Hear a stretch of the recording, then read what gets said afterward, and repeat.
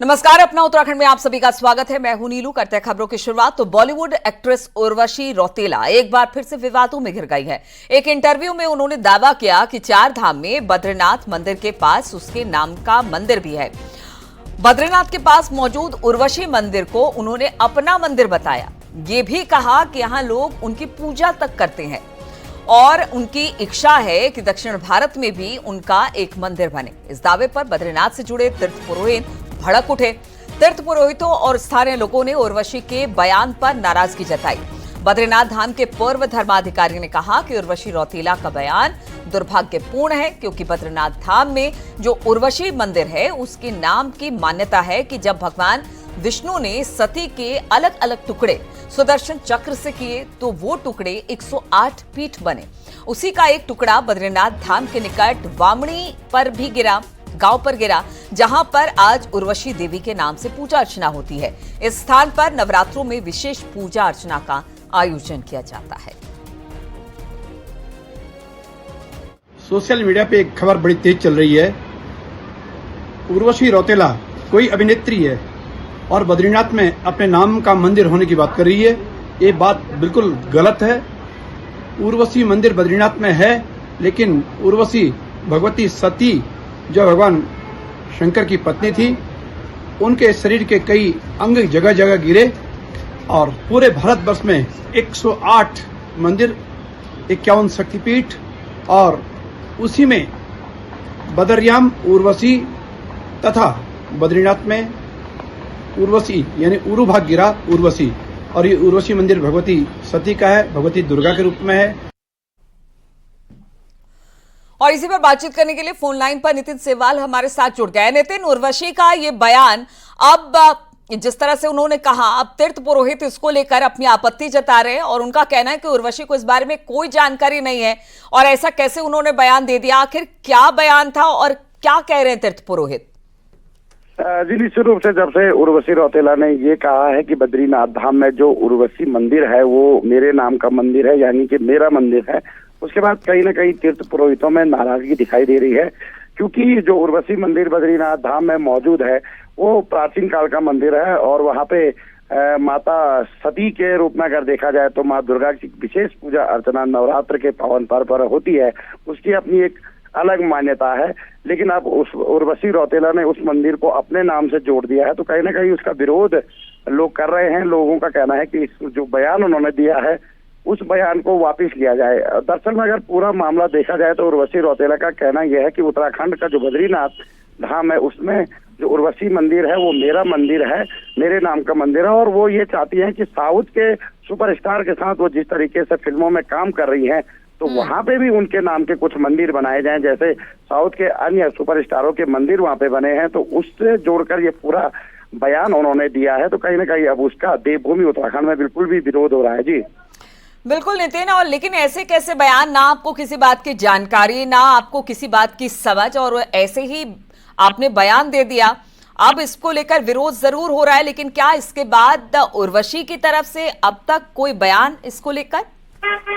जी, अभी तक ऐसा कोई बयान तो अभी उनका जारी नहीं हुआ है, लेकिन जैसे जैसे ये मामला बढ़ेगा तो कहीं ना कहीं उनको इस पर स्पष्टीकरण जरूर देना होगा, क्योंकि ये देवभूमि है और यहाँ पे जो मंदिर हैं वो उनकी मान्यताएं अलग हैं और व्यक्ति विशेष के नाम से भी यहाँ पे मंदिरों के नाम जरूर रखे गए, लेकिन उसको ये नहीं कहा जा सकता है कि वो उसी का मंदिर हो। तो कहीं ना कहीं ये जो बयान उन्होंने सोशल मीडिया पर दिया है तो उसका विरोध है और आने वाले दिनों में ये मामला और बढ़ेगा, क्योंकि जिस तरीके से अब जो बामणी गांव के लोग हैं वो भी विरोध इसका कर रहे हैं कि किस तरीके से उन्होंने बयान दे दिया है।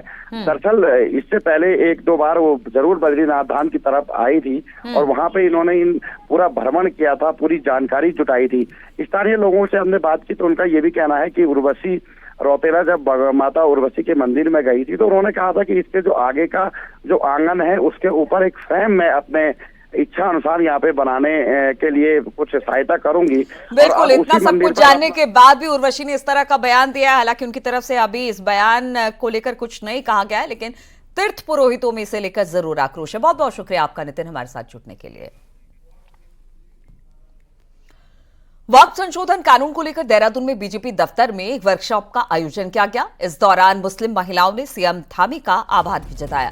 वक्फ संशोधन कानून को लेकर सीएम धामी ने कहा कि देश की जमीन अब गरीब मुस्लिमों के काम आएगी। पहले वक्फ के नाम पर संपत्तियों को कब्जा किया जा रहा था, अब एक एक इंच जमीन का सदुपयोग हो सकेगा। 2013 तक 18 एकड़ की जमीन वक्फ के पास नहीं थी, इसलिए 13 साल में 39 एकड़ जमीन हो गई, लेकिन किसी गरीब का कोई फायदा इससे नहीं हुआ। बहुत ऐतिहासिक निर्णय है जो देश के हित में लिया गया है। कोई कानून नहीं, किसी प्रकार की व्यवस्था नहीं, लगातार संपत्तियों को केवल वक्फ के नाम पर जो कब्जा किया जा रहा था, इस ऐतिहासिक कानून के आने से उन पर लगाम लगेगी और एक एक इंच जो जमीन है उस जमीन का सदुपयोग होगा। जो तुष्टीकरण के कारण से, तमाम संशोधनों के कारण से 2 बार देश के अंदर जो संशोधन हुए उससे असीमित मात्रा में, असीमित संख्या में जमीनें एकत्र हो गई और 2013 तक 18 लाख एकड़ भूमि जो वक्फ के पास होती थी वो 12 सालों में, यानी कि 2013 से 2025 के बीच 39 लाख एकड़ हो गई। और किसी भी गरीब मुसलमान युवा के लिए, बच्चे को लिए, महिलाओं के लिए कोई शिक्षा का संस्थान नहीं खोला गया देश के अंदर। अलबत्ता औने पौने दामों पर किसी को 5 स्टार होटल खोलने के लिए दे दी गई, किसी को अन्य प्रयोजन के लिए दे दी गई। अब इन सभी प्रयोजनों पर रोक लगेगी और देश के हित में, मुस्लिम समुदाय के हित में लाया गया निर्णय है। मैं आदरणीय प्रधानमंत्री जी का इस कानून को, इस संशोधन को लाने के लिए देवभूमि उत्तराखंड की जनता की ओर से बहुत स्वागत करता हूं, अभिनंदन करता हूं। और देवभूमि उत्तराखंड में भी 5100 से 5700 के लगभग परिसंपत्तियां हैं, उन संपत्तियों की भी हम जांच करेंगे और जहां पर भी इस प्रकार के मामले होंगे इसके लिए जांच कमेटी बनाएंगे और उसमें हम कड़ाई से जांच करेंगे। एक एक जो समाज की जमीन है, प्रदेश की जमीन है, देश की जमीन है, वो देश के काम आनी चाहिए, प्रदेश के काम आनी चाहिए। ऋषिकेश के पास गरुड़ चट्टी इलाके में अचानक से राफ्ट पलट गई और इस हादसे में एक पर्यटक की मौत हो गई। पुलिस ने शव को कब्जे में लेकर पोस्टमार्टम के लिए भेज दिया। बताया जा रहा है कि राफ्टिंग शिवपुरी से शुरू हुई। जैसे ही राफ्ट गरुड़ चट्टी पुल के पास पहुंचे तभी अचानक से गंगा में ये पलट गई, जिससे राफ्ट में सवार सभी पर्यटक गंगा में बहने लगे। गाइड ने एक एक करके सभी पर्यटकों को राफ्ट पर चढ़ाया। इस दौरान देहरादून निवासी सागर नेगी बेहोश हो गए, जिनको किसी तरह से गंगा किनारे से सड़क तक लाया गया और एम्बुलेंस से ऋषिकेश सरकारी अस्पताल पहुंचाया गया। डॉक्टरों ने जांच के बाद सागर को मृत घोषित कर दिया। मसूरी में एक बेकाबू बस पलट गई, जिसमें एक यात्री घायल हो गया, जिसके इलाज के लिए अस्पताल में उसे भर्ती कराया गया। बताया जा रहा है कि दिल्ली से आ रही बस मसूरी के पानी वाला बेड के पास लीफ स्प्रिंग टूटने से पलट गई और हादसे के दौरान बस में 27 यात्री सवार थे। सूचना पर पहुंची पुलिस ने बस में मौजूद 27 यात्रियों को बाहर निकाला और घायल यात्रियों को अस्पताल में एडमिट कराया। नैनीताल में फेल हो रही यातायात व्यवस्था पर अब खुद हाईकोर्ट मॉनिटरिंग कर रहा है। हाईकोर्ट के चीफ जस्टिस ने नैनीताल में सुबह ट्रैफिक को लेकर निरीक्षण किया, शहर के पार्किंग स्थलों को भी देखा, अशोक सिनेमा के पीछे के पार्किंग निर्माण की जानकारी भी ली। हालांकि गुरुवार को कोर्ट ने इसी पार्किंग निर्माण के काम पर रोक लगाई थी। चीफ जस्टिस ने सड़क चौड़ीकरण के कामों के लिए माल रोड का निरीक्षण भी किया।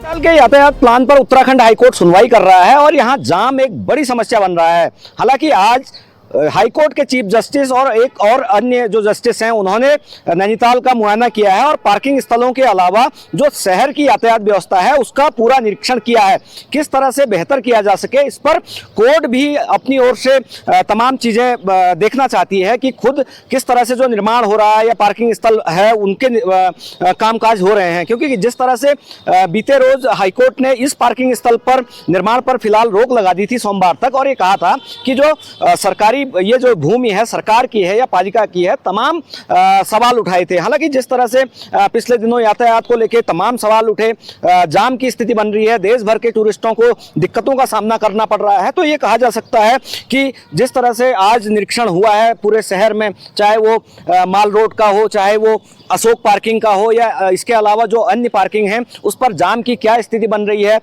इन सारे सवालों का हल खोजने के लिए जो उत्तराखंड हाईकोर्ट के चीफ जस्टिस हैं वो खुद निकले हैं। सोमवार की सुनवाई उत्तराखंड हाईकोर्ट में अहम है। हो सकता है कि उस दिन कोई बड़े दिशा निर्देश सरकार और पालिका को मिल सकते हैं। वीरेंद्र बिष्ट, न्यूज 18, नैनीताल। नैनीताल की पिछली पालिका बोर्ड सवालों के घेरे में रही, लेकिन पालिका में अब भी वाहन पास बनाने का खुला खेल चल रहा है। अधिकारियों और नेताओं की साठगांठ से उन वाहनों के पास जारी कर दिए जा रहे हैं जो नैनीताल शहर में प्रतिबंधित है। हद तो तब हो गई जब सिर्फ नैनीताल शहर के वाहन के लिए बनाए जाने वाले जो पास थे उन्हें अल्मोड़ा, बागेश्वर, काशीपुर, चंपावत समेत अन्य जिलों की टैक्सी वाहनों को जारी कर दिए गए। आपको बता दें कि पर्यटन सीजन के दौरान अन्य जिलों के वाहनों को शहर से बाहर खड़ा किया जाना है, लेकिन ये वाहन शहर में दौड़ रहे हैं।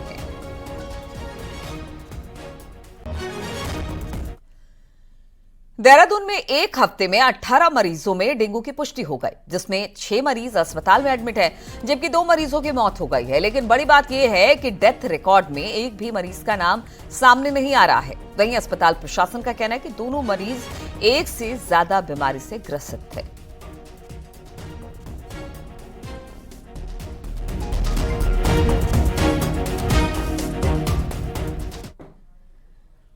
मौसम विज्ञान केंद्र ने शुक्रवार से रविवार तक 3 दिन के लिए बारिश का अलर्ट जारी किया है। आज देर शाम से प्रदेश के कई इलाकों में आंधी, तूफान, तेज बारिश का अलर्ट है, जिसका असर अब 11 जिलों में दिख सकता है, जिसे लेकर सभी जिलों और सभी विभागों को अलर्ट पर रहने के निर्देश दिए गए हैं।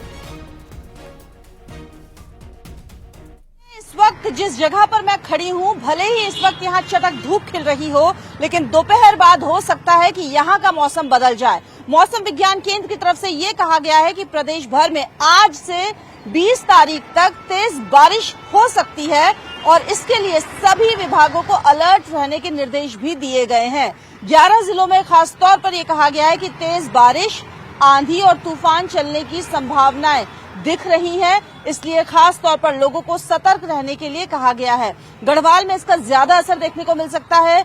19 तारीख को एक्टिविटी ये कहा जा रहा है कि और तेज हो सकती है। ऊंचाई के इलाकों में बर्फबारी की भी संभावनाएं जताई गई हैं। न्यूज 18 के लिए देहरादून से Bharti Saklani, Uniara.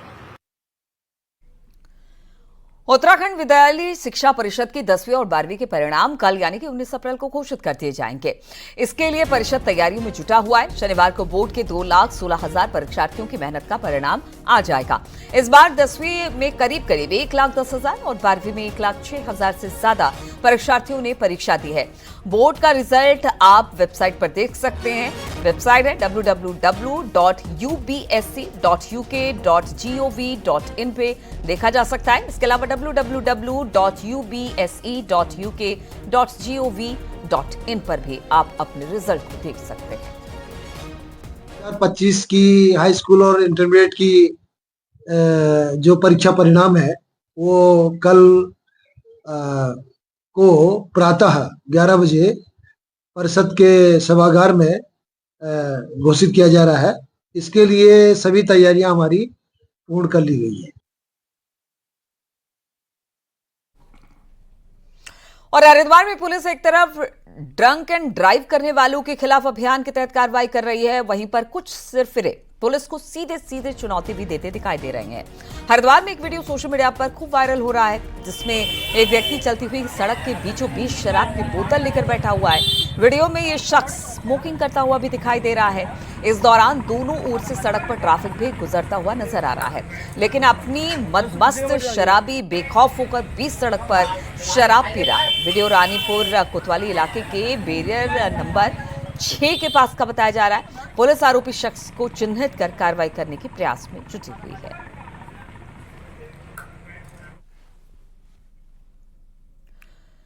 YouTube channel, Instagram जैसे सोशल मीडिया साइट और उसमें होने वाली कमाई का नशा वन विभाग के कर्मचारियों के सिर इस कदर बोल रहा है कि उन्हें इसके लिए अपनी नौकरी की भी परवाह नहीं है और वो विभाग के आदेशों को खुलेआम उनकी सोशल साइट के जरिए चुनौती भी देने में जुटे हुए हैं। इसी 7 अप्रैल को वन विभाग के मुखिया धनंजय मोहन ने विभागीय ड्यूटी के दौरान सोशल मीडिया के प्रयोग और वाइल्ड लाइफ रेस्क्यू से जुड़ी पोस्ट करने पर रोक लगा दी। बावजूद इसके वन विभाग का एक रेस्क्यू करने वाला कर्मचारी इसी सोशल मीडिया पर विभाग के चीफ को चुनौती दे रहा है।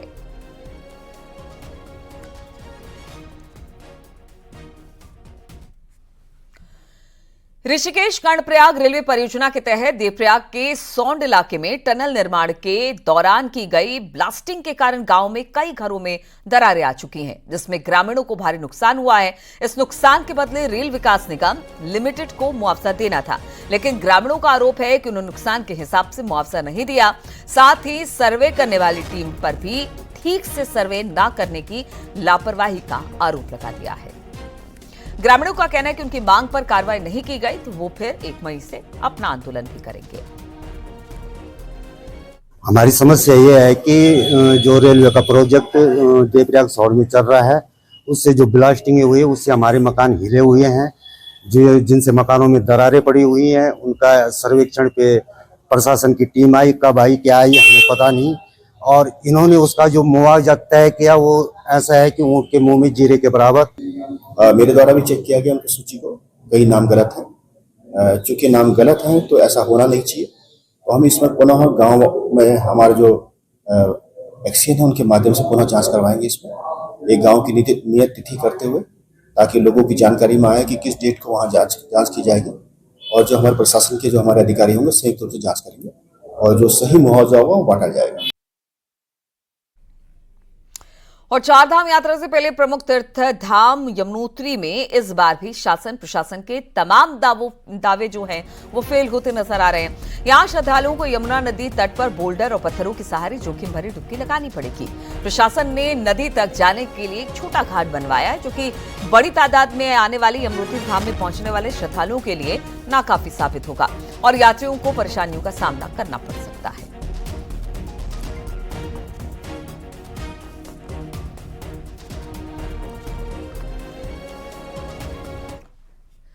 और इस बार मानसून अच्छा रहने वाला है, इसका अनुमान जताया गया है। ऐसे में चारधाम यात्रा के दौरान बारिश मुश्किलें खड़ी कर सकती है। पिछले साल केदारनाथ से सबक लेते हुए नेशनल डिजास्टर मैनेजमेंट अथॉरिटी इसमें कोई कोताही नहीं बरतना चाहती है। देखिए ये रिपोर्ट। पूरे देश में इस बार मानसून सीजन अच्छा रहेगा। मौसम विभाग का ये पूर्वानुमान भले राहत देने वाला हो, लेकिन 15 जून से शुरू होने वाला मानसून सीजन उत्तराखंड में आफत भी बरपाता है। वहीं खराब मौसम के साथ चारधाम यात्रा में आने वाले श्रद्धालुओं के साथ सरकार की चिंता भी बढ़ जाती है। बरसात में सबसे ज्यादा डर केदारनाथ पैदल रूट पर होता है, जहां सोनप्रयाग से केदारनाथ के बीच पैदल रास्तों पर हजारों श्रद्धालु चलते हैं। पिछले साल 31 जुलाई को आई आपदा के बाद केंद्र और राज्य सरकार को ऑपरेशन चलाना पड़ा, तब जाकर लोगों को सुरक्षित निकाला जा सका। आपदा के ऐसे हालात में सभी एजेंसियां अलर्ट रहे, एक एक यात्री सुरक्षित रहे, इसकी मॉनिटरिंग राज्य सरकार के साथ केंद्र सरकार भी कर रही है। और 24 अप्रैल को नेशनल डिजास्टर मैनेजमेंट अथॉरिटी की निगरानी में मॉक ड्रिल होगी। हमारा मॉक एक्सरसाइज 24 अप्रैल को संभावित है। उसमें हम लोग एक एक पहलू पे ध्यान देते हुए मॉक ड्रिल कराएंगे, कई तरह के सिनेरियो क्रिएट करेंगे। जितने प्रकार की आपदाएं आ सकती हैं उतनी प्रकार की आपदाओं के लिए हम अपना सिनेरियो क्रिएट करके देखेंगे कि हमारा रिस्पांस किस तरह से रहता है, लोग किस तरह से काम करते हैं, कहाँ पे कमियां रह गई हैं, जो कमियां रह गई हैं उसका क्या समाधान है, किस तरह से उसको हम बेहतर कर सकते हैं। तो उसमें बोला गया कि 105% या उससे अधिक रहने की ज़्यादा संभावना है। उसमें करीब 57% ऐसा प्रोबेबिलिटी बन रहा है कि वो जो है अबव नॉर्मल रहनी चाहिए। तो 105% या उससे अधिक जो है जो रेन जो है, अगर मैं कहूँ 100% तो 87 सेंटीमीटर जो है हमारा जो एवरेज रेन है वो मिलना चाहिए। 30 अप्रैल से 4 मई के बीच चारों धाम के कपाट खुल जाएंगे, तो 15 जून से प्री मानसून की बारिश शुरू हो जाती है। ऐसे में मानसून अगर ठीक रहा तो बरसात में मुश्किलें बढ़ना तय है। इसी को देखते हुए नेशनल डिजास्टर मैनेजमेंट अथॉरिटी चाहती है कि चारों धाम और यात्रा रूट पर वक्त पर पूरी व्यवस्थाएं की जाएं। सभी एजेंसी पूरी यात्रा में कोऑर्डिनेशन से काम करें। ट्रैफिक से लेकर क्राउड मैनेजमेंट का काम सही तरीके से हो। होल्डिंग पॉइंट्स में यात्रियों के रुकने ठहरने की पूरी व्यवस्था हो। वहीं हेलीकॉप्टर से लेकर एयर एम्बुलेंस की तैयारी पूरी हो। खबर है कि मॉक ड्रिल के दौरान इन्हीं तैयारियों को देखने खुद मुख्यमंत्री पुष्कर सिंह धामी भी मौजूद रहेंगे।